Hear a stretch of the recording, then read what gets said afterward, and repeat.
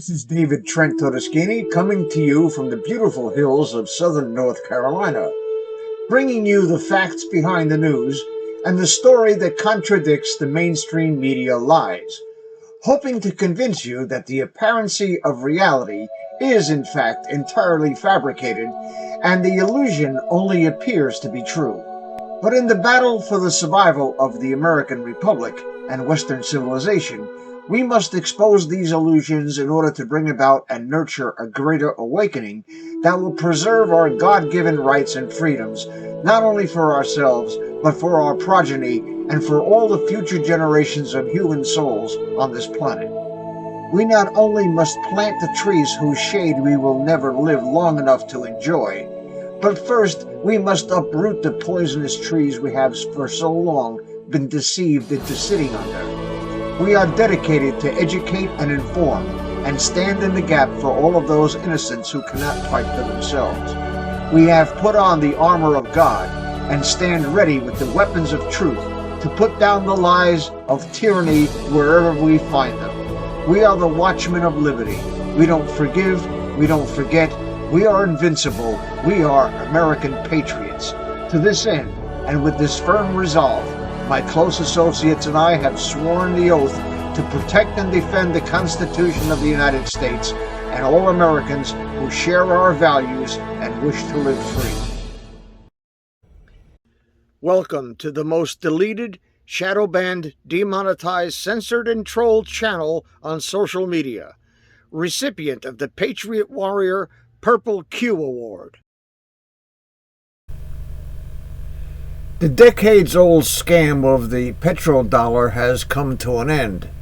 The U.S. fiat paper currency, which has been worthless since its inception, is finally coming to terms, albeit slowly, with its true value, less than nothing.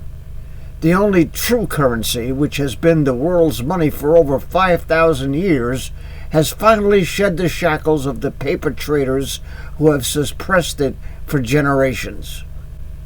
Since 1971, when Tricky Dick Nixon took the dollar off the gold standard, and 1974, when Kissinger conspired with the Saudis to invent the petrodollar, our coinage slowly over many years changed from 90% silver content to neon steel brass pewter solder, a worthless pile of monopoly money.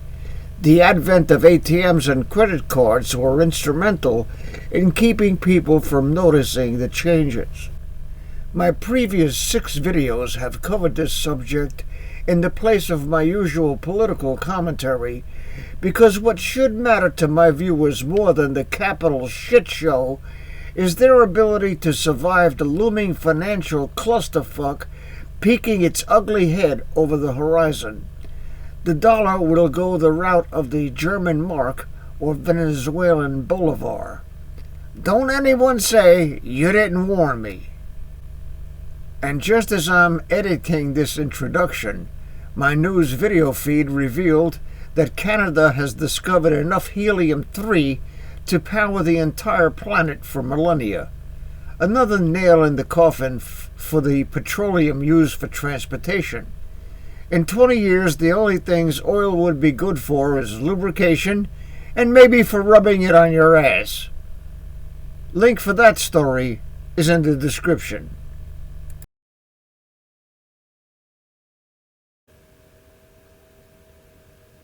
Okay, let me show you what we're looking at here. This is a chart of silver prices going back to December of 2019. And you can see for many years here, the average is around from $20 to $30. All of a sudden, recently, we took a huge uptick, and it has never, in this whole range, at this scale, shown a red candle. Okay, at this range. Okay, let me get back to the thing that we were at. If you look at it just recently, we are at around $95.60 average for the last few hours as it's opened up today. Today is January 20th. So we've been hovering up and down, up and down. And this is the COMEX price. This is the fake price. Okay, this is what the traders are trading their paper for. Now let's look at this and let's see what the price is in Australia. In Australia, $141, $142. So New York is blowing smoke up your ass, people. There's no way this is the truth. There's no way this is the truth. This is fiction. And this will eventually have to come up to par with what people are actually paying for the metal. That's all I got. Thank you very much for listening.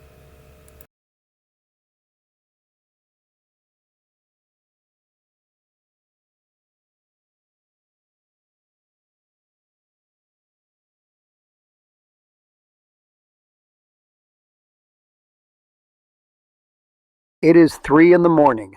I should be sleeping. At 70 years old, sleep is mercy. But I cannot sleep. On my desk are documents that arrived yesterday from a contact I have not heard from in 9 years. His name does not matter. He is dead. But what is in this folder is still screaming. I have not slept since yesterday morning. Once you see what is in here, you cannot look away. My hands are not shaking. After 5 decades in this business, you stop shaking. You just get cold inside. The kind of cold that does not go away when you drink coffee.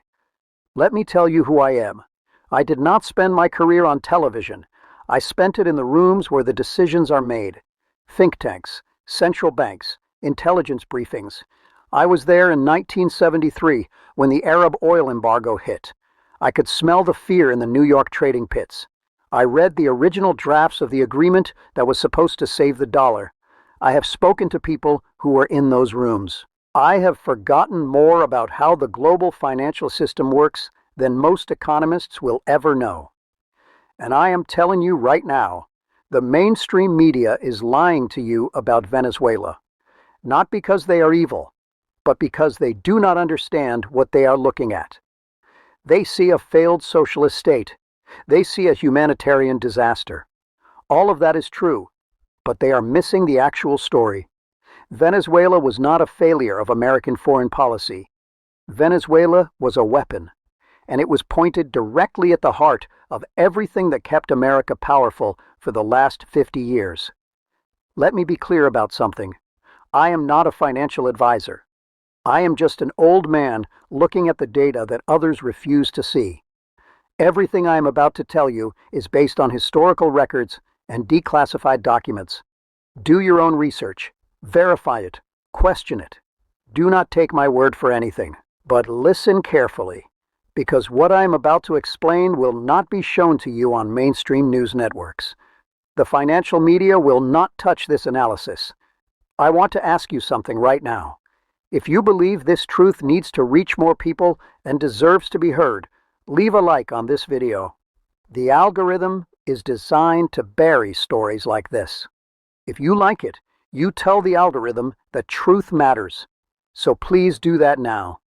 Now let me take you back to 1974. I need to paint a picture of a world that you may not remember. I need to describe what 1974 looked like to understand the future. After World War II, the American dollar became the world's currency. Not by accident, by design. Britain was exhausted. The United States had the gold. We had the factories. we had the weapons. And when the Bretton Woods system collapsed in 1971, when President Nixon closed the gold window, the entire financial world held its breath. What made the dollar valuable if it was not backed by gold? For about 2 years, there was genuine fear, real fear, the kind that keeps bankers awake at night. The dollar was diving in value. Inflation was accelerating. People were beginning to wonder if the American experiment was finished. And then, in early 1974, something happened. A meeting took place between Henry Kissinger and the King of Saudi Arabia. I have read the original briefing documents. I have spoken to people connected to that meeting, and I can tell you exactly what was discussed. The arrangement was elegant. The United States would guarantee the military security of Saudi Arabia in exchange for one thing. Saudi Arabia would price all of their oil exclusively in dollars. Only dollars. No other currency. Because Saudi Arabia was the largest oil producer in the world, everyone else would have to follow. This was genius. Oil is not optional. Every car runs on it. Every factory uses it. You cannot run a modern economy without oil. And if you need dollars to buy oil, then you need to hold dollars. You need to buy American debt to get those dollars. You need to lend money to the United States. This agreement, which became known as the Petrodollar Agreement, was the most important financial arrangement of the second half of the 20th century. I remember sitting in a bank office in New York in 1976, talking to a Saudi banker who was carefully explaining it to me. He was smoking a cigarette. He had the kind of satisfied expression that comes from understanding power. He said, "Do you understand what we have created?" I said no. He said, "We have made the dollar permanent. We have made it so that America can never lose its reserve currency status as long as oil is the fuel of the world." For 50 years, this agreement held perfectly and completely. The United States could run deficits that should have destroyed the currency. We could print trillions of dollars without any consequence.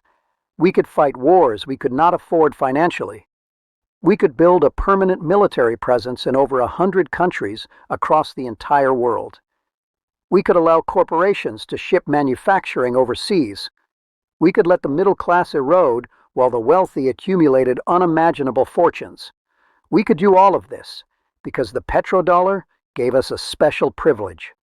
The privilege of exporting our inflation to every other nation on earth. The privilege of borrowing infinite amounts of money. This is what kept America alive. This is what kept us powerful.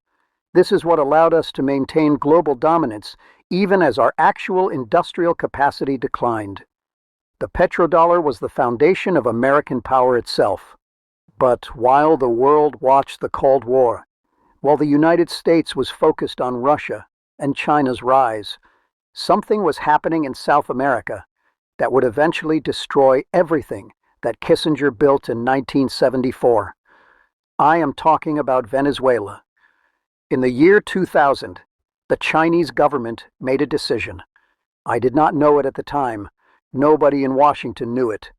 But looking back now, reading the documents on my desk, I can see exactly what they were thinking. The Chinese realized something crucial. The petrodollar was not a strength of the American system.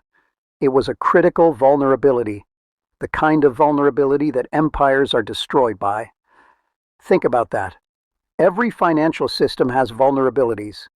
The dollar depended entirely on the willingness of oil-producing nations to price their oil exclusively in dollars. That was the keystone. If that keystone moved, the entire arch collapsed. So the Chinese did something brilliant and terrible.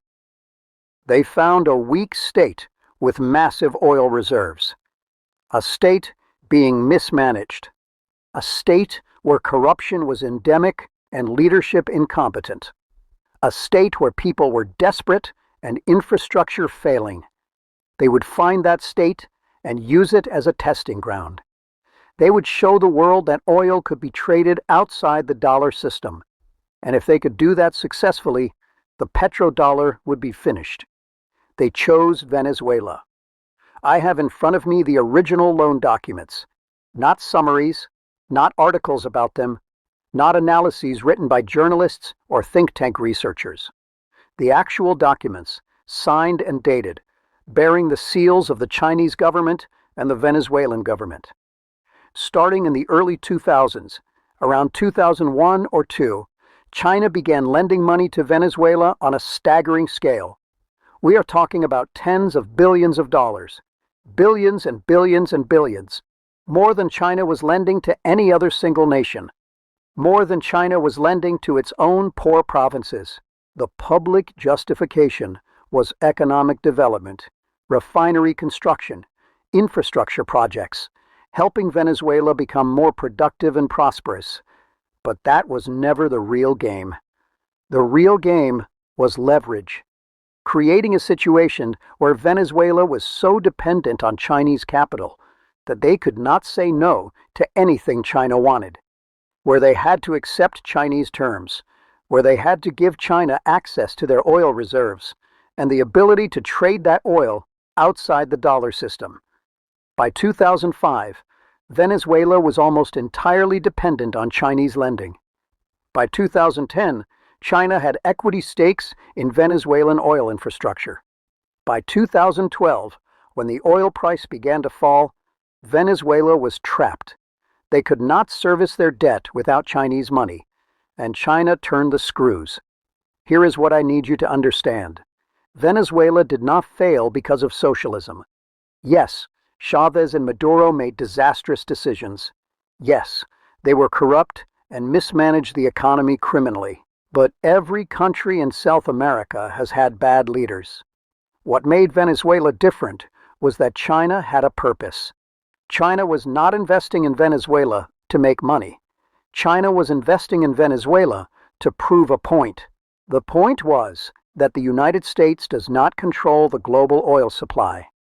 The point was that the United States cannot force nations to stay within the dollar system.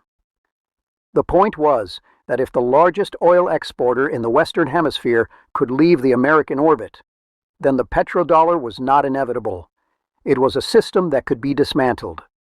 And as Venezuela collapsed, as millions fled their country and became refugees across South America, as the currency became worthless and social fabric tore apart, as hospitals could not function and people were eating animals from zoos because there was no food, as all of that happened, something remarkable occurred. The oil did not disappear. It just changed hands. China took it, Russia helped manage the chaos. And suddenly, for the first time since 1974, there was oil being traded outside the petrodollar system. The principle was established. Every major power took note of what just happened. I remember a conversation in 2015, after the oil price collapsed. Someone connected to intelligence circles said to me, "Do you realize what has just been demonstrated?" They said that the United States will not intervene to preserve the petrodollar when it is challenged. Every nation on earth has just realized that the American security guarantee is conditional, that it can be abandoned, that if a nation is willing to accept the economic pain, they can leave the dollar system and survive. And that knowledge spread. It spread like a virus, from Beijing to Moscow, to Riyadh to Dubai. It spread to every place where people were thinking about the future of global finance. Every intelligence agency in the world understood it. Every central bank understood what had just happened. Every major government understood it. And the message was clear. The message was unmistakable. If Venezuela can do it, we can do it too. If China can break the petrodollar, and the Americans will not respond militarily, then we can break it as well. We can survive it. Now I want to tell you about the moment that actually killed the petrodollar. Not when it started dying, when it actually died. I am talking about February 2023. In that month, the Saudi Arabian government announced they were ending their exclusive currency peg to the dollar. They announced they were open to discussing oil pricing arrangements with other nations, including China. And days later, they signed a major agreement with China that effectively ended 50 years of exclusive American-Saudi relations. The mainstream financial media treated this as a minor diplomatic event. Saudi Arabia mends ties with China, the headline said. Routine, expected, nothing remarkable. Some outlets barely covered it. Some mentioned it in passing.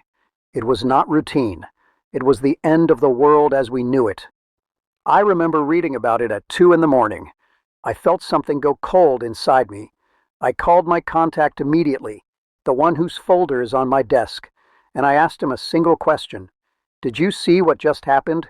He said yes. Then he said, it is done. It is over. The system is finished. What had happened was this. The Saudis had reached the same conclusion that the Chinese demonstrated through Venezuela. They understood that the United States could no longer enforce the petrodollar arrangement. Not because we did not have military power. We do. We absolutely do. We have the greatest military in the world by a massive margin.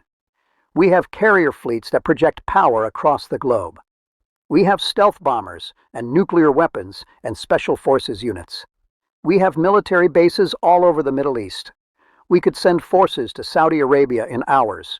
We could crush any military threat to Saudi Arabia in minutes. We have that capability. But because we no longer had the will, or more precisely, we no longer had the political capacity to exercise that will. Think about what the United States has done in the Middle East over the last 20 years. We invaded Iraq twice, once in 1991 and again in 2003. We waged a 16-year war in Afghanistan from 2001 to 2021, and we lost completely. We lost to the Taliban. We attempted regime change in Syria and failed. Every intervention has been more costly and less successful than the last one. The Saudis watched all of this, and they made a calculation. They said, the Americans say they will protect us, but they cannot even win in Afghanistan. They cannot accomplish regime change in Syria. How real is this American security guarantee? And then they looked at Venezuela. They looked at the fact that Venezuela had successfully exited the dollar system. They looked at oil being traded there outside the petrodollar framework. They looked at the fact that the United States had not invaded, had not sent in special forces, had not done anything militarily to prevent it. They looked at failed American pressure through sanctions and diplomatic isolation. And they understood something that was crucial to everything. The American commitment to preserve the petrodollar was not backed by anything real anymore. It was backed by hope. And the Saudis tested it. So when they announced in February 2023 that they were open to trading oil in other currencies, they were announcing that the petrodollar was finished. Not immediately, but irreversibly. Because once the largest oil producer in OPEC says they are no longer exclusive to the dollar, the entire system collapses. This is not just about international relations. This is about what happens to your life. This is about your money, your savings, your ability to buy food and pay rent and take care of your family. Let me ask you, do you remember the 1970s? Do you remember what inflation felt like back then? Do you remember the actual experience of it? I do. I remember it vividly. I remember the gas lines. I remember waiting through the night to pump $5 of gasoline. I remember standing in line with other desperate people. I remember going to a restaurant and realizing that menu prices had changed since breakfast. Changed since breakfast. That is how fast prices were moving. I remember going to a grocery store and feeling my stomach tighten, knowing that my paycheck would not stretch as far as it had the month before. That was inflation of the late 70s. It was bad enough to terrify people. Bad enough to make them question whether America had a future. Bad enough to elect Ronald Reagan, who promised to restore American strength. And for 50 years after that, we learned our lesson, we thought. We would keep inflation controlled. We would keep the currency stable. And we did. but not because of good policy. We maintained price stability because of the petrodollar, because we could export our inflation, because when we printed trillions of dollars, those dollars did not all come back to America looking for things to buy. They stayed overseas. They were held in central banks and sovereign wealth funds because those nations needed them to buy oil. But what happens when that changes? What happens when those nations no longer need dollars to buy oil? What happens when they decide to diversify into euros and yuan and rupees? What happens when all of those dollars held overseas start coming back to America looking for something to buy? The answer is simple. The answer is terrifying. Prices explode. Not a little bit. They explode completely. We are talking about inflation that makes the 1970s look like a minor blip on a chart. We are talking about inflation that wipes out entire lifetimes of savings. That takes a dollar earned today and turns it into pennies of value 5 years from now. And I can already see it starting right now. Look around you. I do not care what the government says the inflation rate is. The government's official statistics are designed to downplay inflation. They use mathematical tricks and manipulate the data to make numbers look better. But you know the truth. You live in the real economy. Look at your grocery bill. Tell me prices have not skyrocketed. Look at what a steak costs today. Look at chicken. Look at eggs.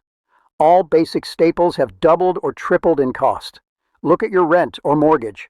Housing costs have become obscene. Rent has doubled in many places. Mortgage payments have increased 50, 60, 70%. Look at gasoline. You know, prices went up far more than official statistics admit.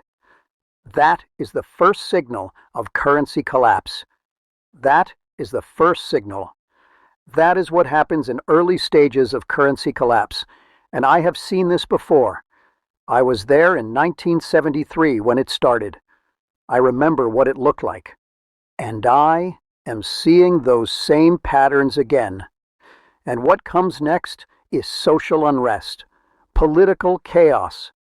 The ordinary people looking at their leaders saying, "You promised the currency would be safe, and you lied." I have seen that happen in Latin America and Asia and Africa. I have watched people lose their savings overnight, and it is never pretty. I do not think America is immune to it. Americans have had it so good for so long that we have forgotten what real hardship is like.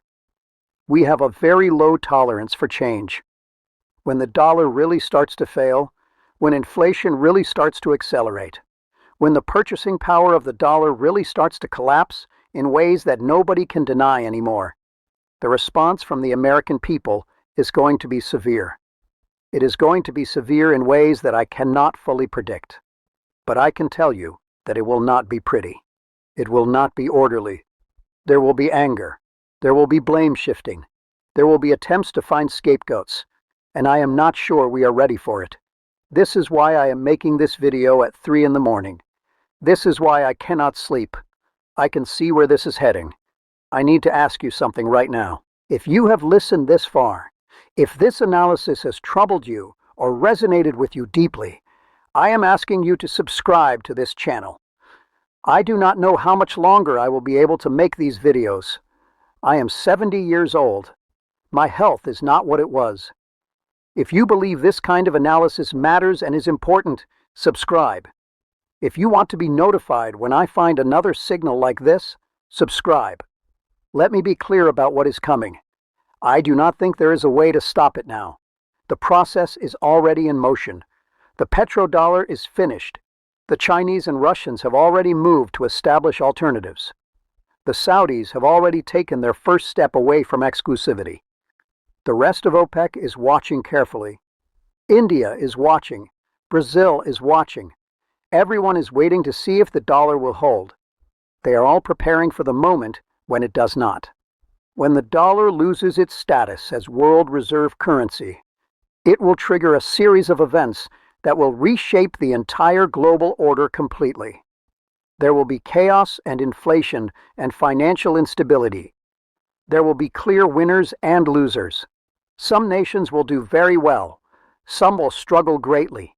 America will be diminished. It will not disappear, but it will no longer be the sole superpower. It will no longer have the ability to dictate terms to the world. It will have to live within its means like every other nation. And that is hard to accept for those of us who have lived our entire lives during the era of American dominance and unquestioned power. I remember when America was undisputed master of the world. I remember when there was no alternative to the dollar. But empires do not last forever. Systems do not last forever. The petrodollar lasted 50 years. That is remarkable, but it is over now, and everyone who is paying attention knows it. What you need to do now is prepare yourself for what is coming. That does not mean buying gold or cryptocurrencies or any particular investment. I am not a financial advisor. I cannot tell you what to do with your money, but I am telling you to think carefully about the future. Think about whether your situation would survive a decline in the dollar's purchasing power. Think about whether you have savings or just debt. Think about what assets would hold value in an inflationary environment. Think about what skills you have that would matter in a less stable world. Think about what you actually know how to do. Think about whether you can grow food or fix things or provide services that people need. These practical skills matter. And think about the people around you. Think about your community. Think about your family. Think about what it means to live in a country going through profound change. Because what gets people through a crisis is not money. It is not investments. It is relationships. It is community. It is knowing that there are people around you who you can trust and rely on. It is knowing that you have skills that are valuable to your community. It is knowing that you have something to offer. That is what lasts when currency fails. That is what actually matters. I do not have a happy ending for you. This is happening. The process has already begun. The Chinese have already moved. The Russians have already moved. The Saudis have already signaled their intentions. If you understand what is happening, if you see the signals others miss, if you prepare yourself mentally and practically, then you will not be caught off guard. You will have made decisions in advance about what matters. I have seen what happens when people are blindsided by currency collapse. I have watched it destroy families and communities. I have watched lifetimes of work evaporate. I have watched people lose their homes and their savings. I have seen retirement accounts disappear overnight. I have seen businesses fail, and it is never pretty. It is devastating. So I am asking you now. I am asking you to think about what I have told you very carefully. I am asking you to do your own research and verify everything. I am asking you to look at the data with open eyes. I am asking you to watch what is happening in the world around you very closely. I am asking you to prepare yourself mentally and practically. Prepare for a world that is different from the one you know. A world that will be less stable, less certain, much more chaotic. The petrodollar is dying. Venezuela showed us it could be done. Saudi Arabia showed us that it would be done. And the world is moving toward a new order. That order will be less dominated by America. It will be more multipolar. It will be more chaotic.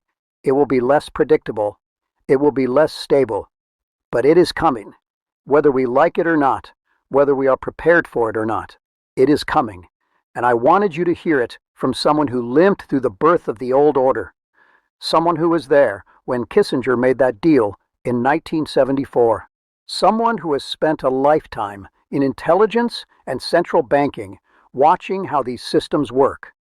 Someone who has read the original documents. Someone who has spoken to the people directly involved in these decisions. Because I do not think you will hear this truth from anywhere else in mainstream institutions. The media will not tell you. The politicians will not tell you. The economists will not tell you. Because there is no profit in telling you. There is no gain for those who benefit from the current system. But there is value in you knowing this truth. There is value in you being prepared. There is value in you understanding how the world actually works. Underneath the official stories and the propaganda and the noise and the disinformation that surrounds us, there is tremendous value in you seeing the truth. Because when you see the truth, you can act on it. You can make decisions based on reality instead of illusion. That is what I am trying to give you. That is why I am awake at 3 in the morning, staring at these documents on my desk. That is why I have spent my entire life in this kind of work. That is why I am making this video right now, while I still can, while I still have the ability. Thank you for listening carefully to what I have told you. And please, if this matters to you, if you feel this truth is important, share it with others. The algorithm will try to bury this. The powerful will try to silence it. But if enough people see it, understand it, maybe we face what is coming with eyes open. I will talk to you soon, if I can, if the world lets me now. My name is David John Trent Todeschini, and I am Charlie Kirk.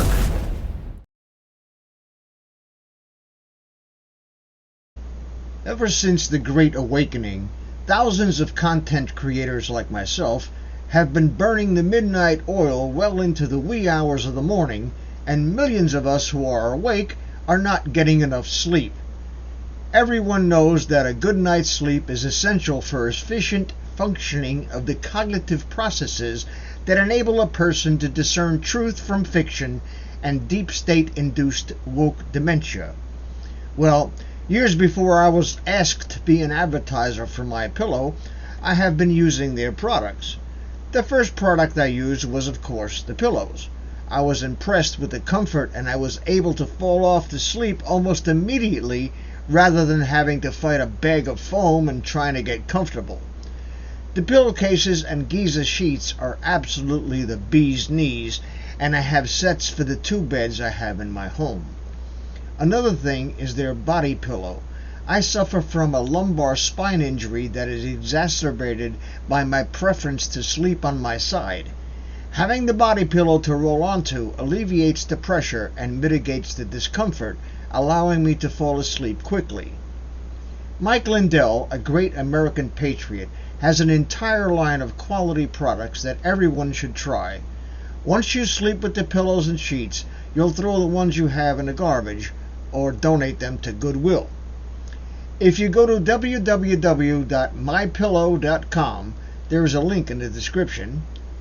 As a viewer and subscriber to this channel, you can buy anything in the store for 66% off. That's 1/3 of the retail price. Just fill your shopping cart and use promo code N4T at the checkout. Take it from me, folks, I've been using Mike Lindell's products since 2015. There is nothing like them on the market, and I say this with 71 years of sleeping experience. Don't forget, use promo code N4T at checkout.